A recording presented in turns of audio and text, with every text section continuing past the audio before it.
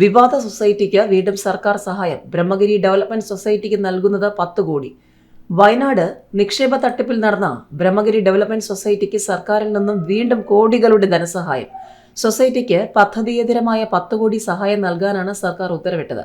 ക്ഷീരവികസന വകുപ്പിന്റെ ശക്തമായ എതിർപ്പ് മറികടന്നാണ് ധനസഹായം അനുവദിച്ചത്. 10 കോടി രൂപ പ്ലാൻ ഫണ്ടായി സൊസൈറ്റിക്ക് നൽകാൻ സർക്കാർ ശ്രമിച്ചെങ്കിലും എതിർപ്പിനെ തുടർന്ന് ഇത് നടന്നില്ല. സർക്കാർ മുൻപ് നൽകിയ പണം ചെലവഴിച്ചതിൽ അപാകതയുണ്ടെന്ന് ക്ഷീരവികസന വകുപ്പ് ഓഡിറ്റിംഗിൽ കണ്ടെത്തിയിരുന്നു. ഇപ്പോൾ നവീകരണത്തിനെന്ന പേരിലാണ് തുക അനുവദിച്ചിരിക്കുന്നത്.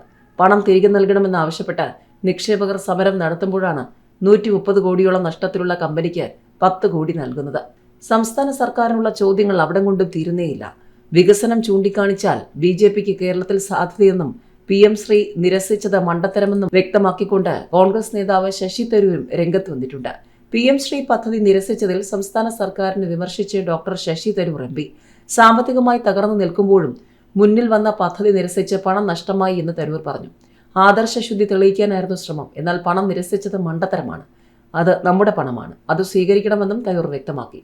സ്കൂൾ മേൽക്കൂരകൾ ചോർന്നൊലിക്കുന്നു. എന്നിട്ടും പണം സ്വീകരിച്ചില്ല.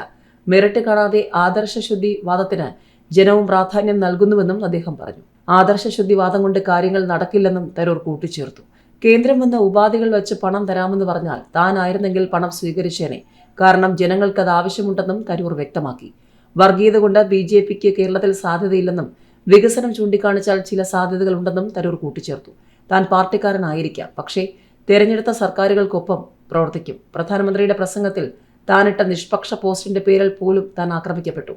പ്രശംസ എന്ന് പറഞ്ഞായിരുന്നു ആക്രമണം. എന്നാൽ ഒരു വരി പോലും താൻ പ്രശംസിച്ചിട്ടില്ലെന്നും ശശി തരൂർ പറഞ്ഞു.